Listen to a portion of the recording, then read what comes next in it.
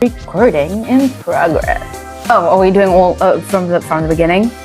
In the Pop Culture Cupid podcast, we talk about how pop culture influences our expectations in relationships. I'm Alison, love coach, here to help you single people find your way back to love. Healthy communication. I'm Michelle. I help singles embrace themselves and their singleness, as well as develop a healthy self-relationship. We bring some juicy stories from our own love lives and dating, and it gets pretty interesting. Be focused, we're going to be to the point, and no digressing.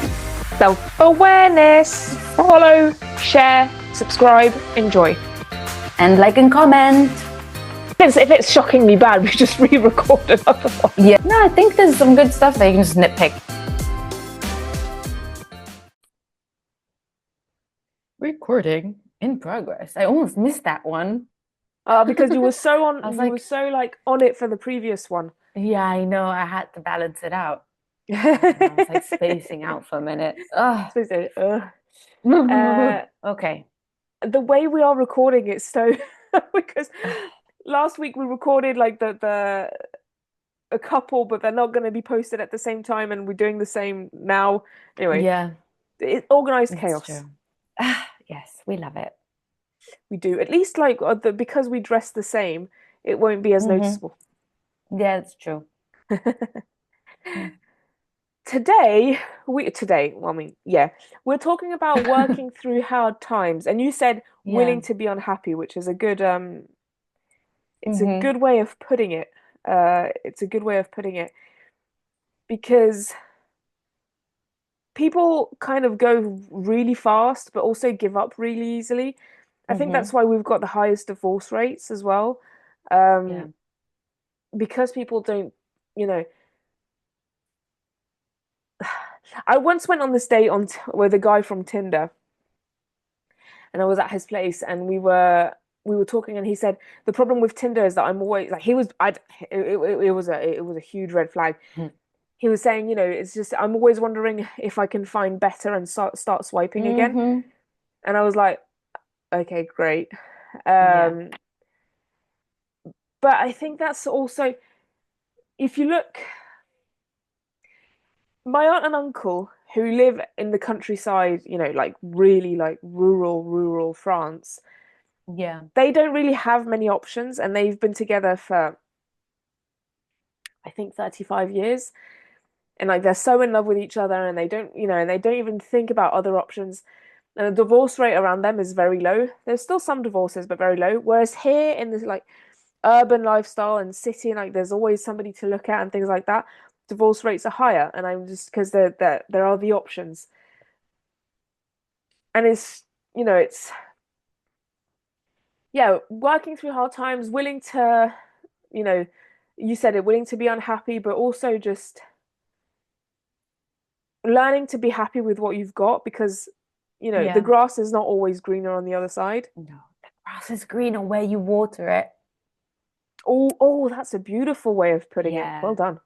No, I can't take credit. I don't know where I saw it, but it's been going around. But yeah, it's it's true. And I started posting again on my coaching page and things.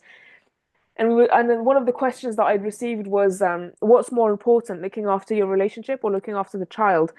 And I honestly think it's looking after the relationship, because I notice it that when JT and I are good, we have way more patience for my bonus daughter than when we're not good. Yeah. I think they're both important, but like, it reminds me of an episode that I saw of Queer Eye, that they went to this family's home. I can't remember if it was for him or her. I think it was for him, and I can't remember. But like at some point they said, like we used to be so close, but now they're basically just strangers, because what happened was they got married, they had kids, and then they just focused on the kids for many years. And this gap between them just grew and grew and grew and grew, to the point where it was very difficult to bridge. And so you get to this point where the kids leave the house, and suddenly you don't recognize your own spouse because you've been neglecting your relationship. And that's the thing, is as humans, I think we're constantly evolving, we're constantly changing. And if you're not also constantly, communicating with each other and and regrouping, then you could either grow together or you could grow apart. Yeah. And I think, especially when you have kids, it's a constant work of trying to just gauge where you are and see how you can make it better, and just like take time to also work on that relationship and not only on everything else around you. Yeah. Yeah, I mean, it is, we talk about, can't, I've said this several times, and I don't know if I've said it on the podcast, but it's the difference between, monogamous and polygamous relationships, and no judgment on polygamous relationships. Not that I've tried, but I've kind of It met just sounds way people, too and exhausting. but it's, you've got a certain amount of water to water your garden, and you're either Yeah. going to put it all over your flower, like, your small plants, and spread it out and have a lot of small plants, which is great, or you're going to water this one huge plant and have one amazing plant, which is great as well. But Good the analogy. thing is, Yeah. pardon? Good analogy. Thank you. That comes from me. I invented it. Amazing. You're so good at coming up with these analogies. I love it. But it's but the key in like the key information there is that you still have to water it and put energy into it if you want Yeah. anything to come up from it. And it's just, you know, and there are exceptions, obviously, and I would say anything that has to do with violence, verbal or physical, is like No. a dead end. No. But literally anything else, including cheating, I would say this needs, we can work on this. Because even though cheating is bad, we've spoken about this before about how I don't feel that cheating should end in a relationship. It's going to be a roadblock, but it shouldn't be an end, a full stop. There are things that there are hurdles that you need to get through, and don't be afraid of arguing and just recent. Well, JT and I haven't had a big argument, but we've had big arguments, Hmm. in the past 2 years. But then when we come back from these arguments, we feel so safe in our relationship that we know that it's not the end. It's Well, Yeah. actually, one argument nearly was the end. But we talked through it and we worked through it, because if you stopped at any roadblock, then you just wouldn't get anywhere. Yeah. I once told Dev that, like, I don't want to have to fear that every argument is going to be the end. And I Yeah, want him to have that security as well. Is like, you're allowed to be angry at each other. You're allowed to be frustrated. You're allowed to be hurt. You're allowed to take out your anger. And I think when you're so secure in your relationship, then it takes a bit of weight off of it, because you're not fearing for the relationship while being angry, and you're not holding back on your anger because you're scared of losing the person. And I think I've, going been I was single for 7 years, and so the more you're single, the harder I feel like the harder it was to find someone, because the less I was willing to compromise. And there is no relationship without compromise. Sure, you shouldn't go for someone that you're not attracted to, that you just don't love, or someone that doesn't align with your values. You don't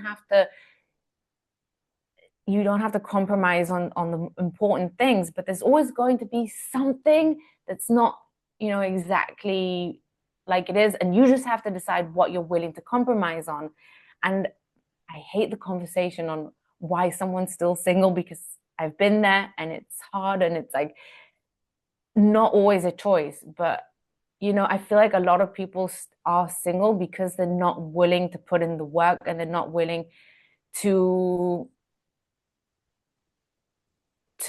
make space, or they want everything to either be perfect or nothing at all. And we see it a lot in all these shows that we watch, the Love is Blind and the Yeah. Ultimatum, people who just want things to be fairy tale love, to be perfect like in the movies. And there's always, I can guarantee you, there's always going to be someone else out there Yeah. that you can find. I don't believe in the one. I think there's people that are better suited for you and people that are not. But at some point, you have to say, this is it. Like there was an interview that I watched with, what's his name? Oh, that famous dating coach. His name is not in my head right now. I'll come back. He said, like, it's like the who did he take? The Americans, like when they were traveling and trying to find a new place to settle, you could go on forever. You can keep going and exploring the earth Yeah. and finding new places. At some point, you have to say, this is it. There's gonna be more places to go see. But at some point, you have to say, this is it. And I think with Zev, it's a first relationship. I might have said this before, but like it's a first relationship where I haven't even thought about of like what else is out there. And every other relationship, I used to think, oh my God, I had this pit feeling of like this, there must be something else better. And I think a lot of times it's just because there's something in that specific relationship that's not good, or maybe it's not the right person. But like when you find the right person, or when you're working on the relationship and making it better, then you're sort of letting go of that feeling of what else is out there. Yeah. Or when you're content with what you have. But it's, I'll bring back, the conversation to sex and things like that. I mean, JT and I have a really good sex life, and the Amen. reason why we exactly the reason why we have a good sex life is because we are so open about what we like and what we don't like. Mm-hmm. And I won't go into examples because, of his privacy. But there are things that I'm not too keen on doing, and there are things that he's not too keen on doing. And especially now with the pregnancy, like my body's changed and everything has changed, and so there are things that we're not as keen on doing as we used to be, and things like that. And talking about it has allowed us to kind of evolve and build on it and make it grow. Whereas if we didn't talk about it and we've just kind of fantasized about what it would be with other people, especially as, he's 34, I'm 33. We've had partners in the past that, were willing to do different things and blah, blah, blah. It would be so easy to fall into comparing, but we Yeah, don't. We talk about it and we just build on it. And so for the sex, it's, I firmly believe that talking about sex is sexy and it is. leads to sex. And it's for me, always a very enjoyable conversation. But it's the same, principle for every other aspect, where if it's something as futile as, I need you to put the bath mat on the bath once you're out of the shower. I need you Mm-hmm. to, he needs me to not put the glass in the dishwasher until he's used it for a couple of days because that's the way he is. It can be as futile as that, or it can be, I need you to not be on your phone while we're in bed. I need you to respond to my messages more or less Yeah. fast. Setting And healthy boundaries that help you exactly. communicate better. And these are things, I, when's it? Oh, okay. A big argument that we had, it was concerning his ex, because obviously he Mm, has a child with her. yeah. And finding the right balance and, as you said, boundaries and everything with that, it was tough. And there were huge arguments because he's, it's not just his ex, it's the mother of his child. So she has a position in our relationship, like she's going to be in our lives forever.